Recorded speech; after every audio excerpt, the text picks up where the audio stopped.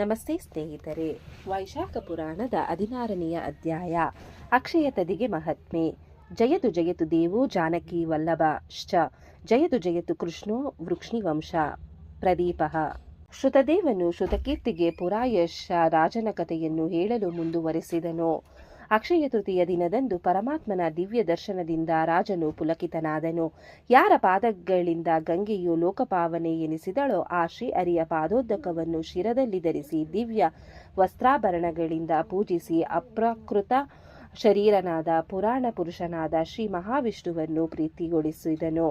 ಹೇ ದೋಷದೂರ, ಬ್ರಹ್ಮಾದಿಗಳ ಒಡೆಯ ಪರತ್ಪರ, ನಿನ್ನ ಮಹಿಮೆಯಿಂದ ಜನರು ಮೋಹಿತರಾಗುತ್ತಾರೆ. ಅಶರಹಿತವಾದ ನೀನು ಸಂಕಲ್ಪ ಮಾತ್ರದಿಂದಲೇ ಜಗತ್ತಿನ ಸೃಷ್ಟಿ ಸ್ಥಿತಿ ಲಯಗಳನ್ನು ಮಾಡುವೆ.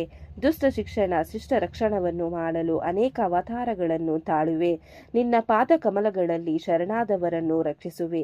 ಏ ಶ್ರೀ ಹರಿ, ನಿನ್ನ ನಾಮಸ್ಮರಣೆ ಮಾತ್ರದಿಂದಲೇ ಜನರು ಪಾಪರಹಿತರಾಗುವರು. ನಿನ್ನ ಪಾದ ಸ್ಮರಣೆಯನ್ನು ಮರೆತ ನನ್ನಂತೆ ದುಷ್ಟ ಜನ್ಮಗಳನ್ನು ತಾಳಬೇಕಾಗುತ್ತದೆ. ನಿನ್ನ ಭಕ್ತರ ಸೇವೆ ಮಾಡದೆ ದಾನ ಧರ್ಮಗಳನ್ನು ಆಚರಿಸದೆ ನಾನು ಎಲ್ಲವನ್ನೂ ಕಳೆದುಕೊಂಡು ರಾಜ್ಯಭ್ರಷ್ಟನಾಗಬೇಕಾಯಿತು. ನನ್ನ ಗುರುಗಳು ಸಕಾಲದಲ್ಲಿ ನನಗೆ ವೈಶಾಖ ಧರ್ಮಗಳನ್ನು ಉಪದೇಶಿಸಿದರು. ಈ ಧರ್ಮಗಳ ಆಚರಣೆಯಿಂದ ನನ್ನ ಕಳೆದ ಸಂಪತ್ತನ್ನು ಗಳಿಸಿದೆ. ದೇವತೆಗಳನ್ನು ಉಪಾಸನೆ ಮಾಡಿದಾಗ ಮಾತ್ರ ಪಾಪಗಳನ್ನು ಕಳೆಯಬಲ್ಲರು. ಆದರೆ ನಿನ್ನ ಭಕ್ತರಾದ ಮಹಾತ್ಮರು ಕ್ಷಣಕಾಲ ಸೇವಾ ಮಾತ್ರದಿಂದಲೇ ಸಕಲ ಪಾಪಗಳನ್ನು ಕಳೆಯಬಲ್ಲರು. ಸ್ವತಂತ್ರನಾದ ಪರಮಾತ್ಮನಾದ ನಿನಗೆ ಅನಂತನಂತ ನಮಸ್ಕಾರಗಳು. ನಿನ್ನ ಮಹಿಮೆಯಿಂದ ನಿನ್ನ ಮಾಯೆಯಿಂದ ಹೆಣ್ಣು ಹೊನ್ನುಗಳಲ್ಲಿ ಆಸಕ್ತನಾಗಿ ಸಾಂಸಾರಿಕ ಬಂಧನದಲ್ಲಿ ಸಿಲುಕಿದ್ದೇನೆ.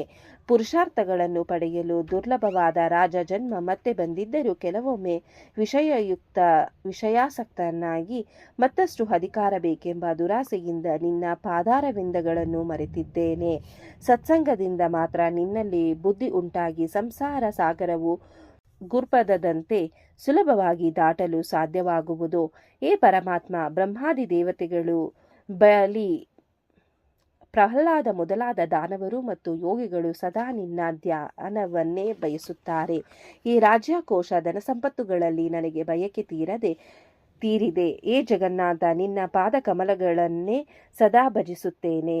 ಸದಾ ನಿನ್ನ ದರ್ಶನ ಕಥಾಶ್ರವಣಗಳಲ್ಲಿ ನನ್ನ ಮೈಮನಗಳು ಆಸಕ್ತವಾಗಿದೆ.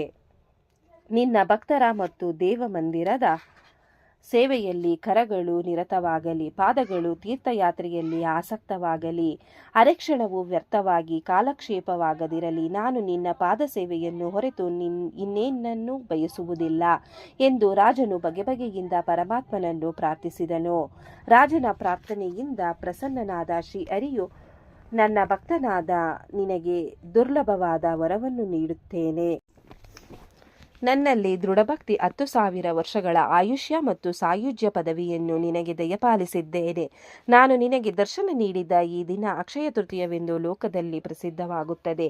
ಈ ದಿನದಲ್ಲಿ ಯಾರು ತಮ್ಮ ಪಿತೃಗಳಿಗೆ ಶ್ರಾದ್ದ ಕರ್ಮವನ್ನು ಮಾಡುತ್ತಾರೋ ಅವರಿಗೆ ಅದು ಅಕ್ಷಯ ಫಲದಾಯಕವಾಗುತ್ತದೆ. ಗೋದಾನ ಮಾಡಿದವರ ಸಂಪತ್ತನ್ನು, ವೃಷಭದಾನ ಮಾಡಿದವನ ಅಕಾಲ ಮೃತ್ಯು ನಾಶವನ್ನು ಹೊಂದುತ್ತಾನೆ. ನನಗೆ ವೈಶಾಖ ಮಾಸಕ್ಕಿಂತ ಇಷ್ಟವಾದ ಮಾಸ ಇನ್ನೊಂದಿಲ್ಲ.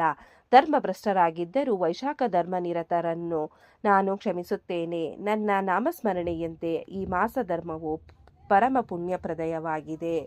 ವೈಶಾಖ ಧರ್ಮನಿರತರು ಸಕಲ ಪಾಪಗಳಿಂದಲೂ ಮುಕ್ತರಾಗುತ್ತಾರೆ. ಹೀಗೆ ವರ ನೀಡಿದ ಪರಮಾತ್ಮನು ಅಂತರ್ಧನಾದನು.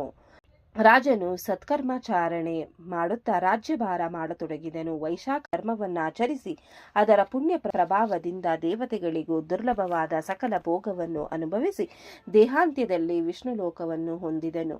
ಯಾರು ಈ ಪವಿತ್ರವಾದ ಅಕ್ಷಯ ತೃತೀಯ ಮಹಿಮೆಯನ್ನು ಕೇಳುವರೋ ಅವರು ಪಾಪರಹಿತರಾಗಿ ವಿಷ್ಣು ಸಾನ್ನಿಧ್ಯವನ್ನು ಹೊಂದುತ್ತಾರೆ ಎಂಬಲ್ಲಿಗೆ ವೈಶಾಖ ಮಹಾತ್ಮೆಯ 16ನೆಯ ಅಧ್ಯಾಯ ಸಮಾಪ್ತಿಯಾಯಿತು.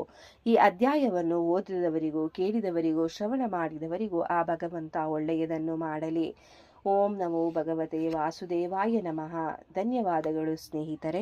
ವಿಡಿಯೋ ನೋಡಿಕ್ಕೆ ಎಲ್ಲರಿಗೂ ಧನ್ಯವಾದಗಳು. ನಿಮಗೆ ಈ ವಿಡಿಯೋ ಇಷ್ಟ ಆಗಿದ್ರೆ ಪ್ಲೀಸ್ ಒಂದು ಲೈಕ್ ಮಾಡಿ. ನೆಕ್ಸ್ಟ್ ಇನ್ನು ಜಾಸ್ತಿ ವಿಡಿಯೋ ಹಾಕ್ತೀವಿ. ಹಾಗೆ ನಿಮ್ಮ ಫ್ರೆಂಡ್ಸ್ಗೆ ಶೇರ್ ಮಾಡಿ ಮತ್ತೆ ಸಬ್ಸ್ಕ್ರೈಬ್ ಮಾಡಿ. Thank you very much.